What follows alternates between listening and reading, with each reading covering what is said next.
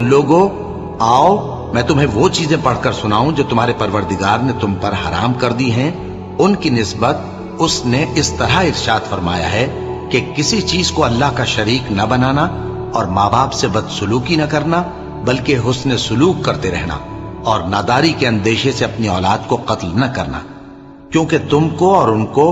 ہم ہی رزق دیتے ہیں، اور بے حیائی کے کام ظاہر ہوں یا پوشیدہ ان کے پاس نہ پھٹکنا،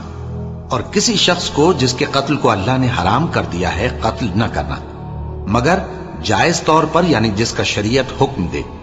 ان باتوں کی وہ تمہیں تاکید کرتا ہے تاکہ تم سمجھو، اور یتیم کے مال کے پاس بھی نہ جانا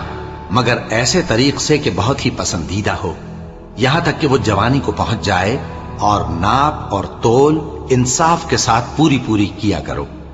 ہم کسی کو ذمہ دار نہیں بناتے مگر اس کی طاقت کے مطابق، اور جب کسی کی نسبت